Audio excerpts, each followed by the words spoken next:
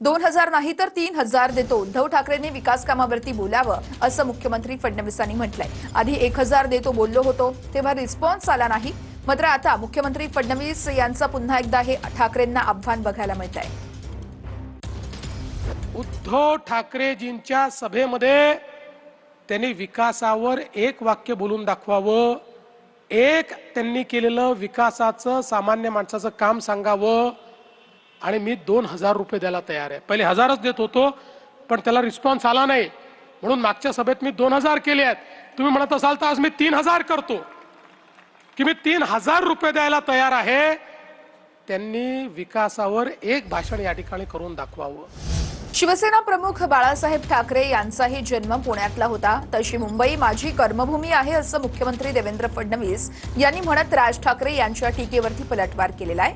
ठाकरे बंधूंनी दिलेल्या मुलाखतीवेळेस मुंबईमध्ये जन्माला आल्याशिवाय इथले प्रश्न कळत नाहीत. देवेंद्र फडणवीस हे नागपूरचे आहेत अशी टीका राज ठाकरे यांनी केली होती. मुंबईमध्ये मुंबईकरांना काय पाहिजे हे मला असं वाटतं मुंबईत तुम्हाला तिथे जन्माला आल्याशिवाय कळणार नाही. बाहेर येऊन ज्यावेळेला तुम्ही ती एखादी गोष्ट बघता, शहर बघता किंवा एखादा देश बघता ना, तुम्हाला समजणारच नाही तिथले प्रश्न काय ते. गृहनिर्माण मंत्री किंवा अजून कुठचा PWD मिनिस्टर किंवा अजून कोणतरी हे बाहेरचे ज्यावेळेला येतात ते ज्यावेळेला मुंबईत येतात त्यावेळेला त्यांना प्रश्न पडतो सारा प्रॉब्लेम काय शहराचा. कारण तो कंपॅरिझन करतोय त्याच्या रस्त्यांशी, त्याच्याकडच्या लोड शेडिंगशी, त्याच्याकडच्या सगळ्या गोष्टींशी. त्याच्यामुळे हे सगळे प्रॉब्लेम होतात. तुमची मानसिकता कशी. हिंदू हृदय सम्राट शिवसेना प्रमुख बाळासाहेब ठाकरे यांच्यापेक्षा जास्त मुंबई कोणाला माहिती होती का? मुंबईची पल्स, मुंबईची नाडी कोणाला माहिती होती का?